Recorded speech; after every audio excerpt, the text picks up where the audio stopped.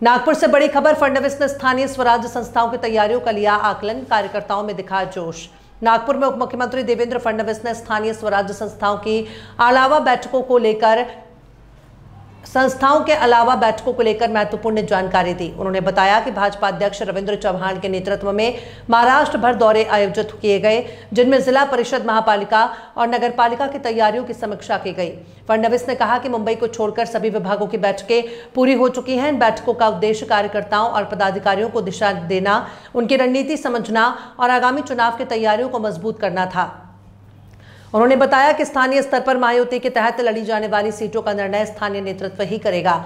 फडणवीस ने कहा कि जहां गठबंधन संभव नहीं होगा, वहां मित्र दलों के खिलाफ कोई टीका टिप्पणी नहीं की जाएगी। कुछ जगहों पर मैत्रीपूर्ण मुकाबले भी हो सकते हैं। उन्होंने विश्वास जताया कि चाहे कोई भी किसी के साथ गठबंधन करे, भाजपा और महायुति आगामी स्थानीय स्वराज संस्थाओं के चुनावों में बड़ी जीत दर्ज करेगी। साथ ही उन्होंने बताया कि किसानों को दिवाली से पहले सहायता देना शुरू कर दिया गया है। हालांकि प्राकृतिक आपदाओं के कारण इसमें कुछ विलंब हो सकता है, लेकिन किसी भी सरकारी योजना को बंद करने का विचार नहीं है।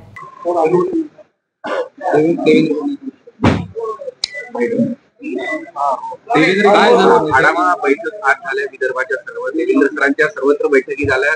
विद्यार्थ्यांना काय मार्गदर्शन? आमचे अध्यक्ष रवींद्र चव्हाण साहेब यांनी संपूर्ण महाराष्ट्राचा दौरा विभागशः ठरवला होता, ज्याच्यामध्ये जिल्हा परिषद, महानगरपालिका, नगरपालिका याचा आढावा घेण्याच्या संदर्भातला हा दौरा होता। आज आम्ही तो दौरा आता पूर्ण केलेला आहे। आता फक्त मुंबई महानगरपालिका क्षेत्राची आमची प्लॅनिंगची बैठक राहिलेली आहे। बाकी संपूर्ण महाराष्ट्राचा दौरा आम्ही पूर्ण केलेला आहे।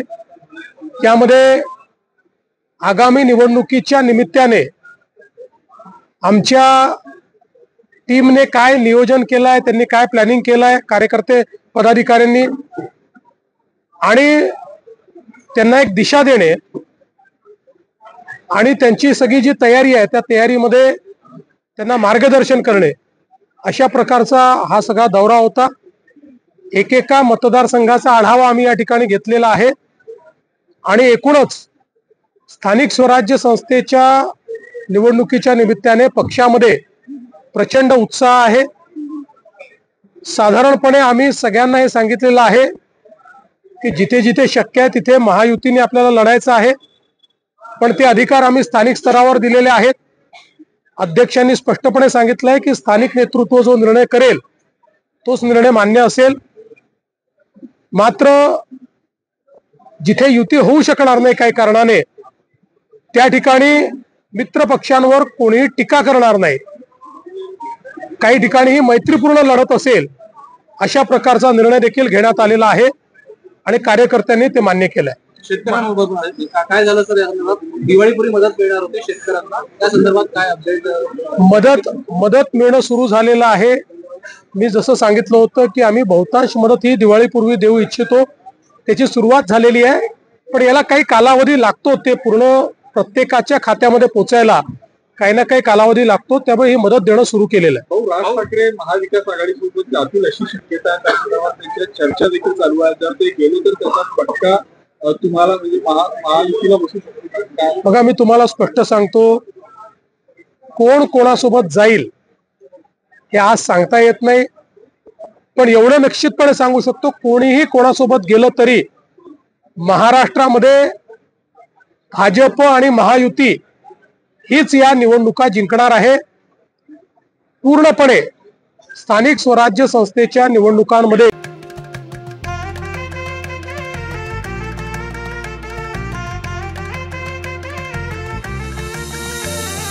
मानापानाचा नात्या गोत्याचा पसारा लई बाई वाढला।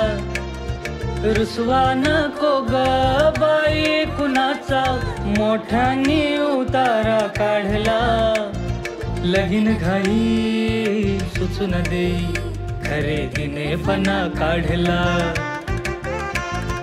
खरेदीला वर्षीधीने उत्साह नवा आणला। बांधला बसका बांधला, बांधला बसका बांधला।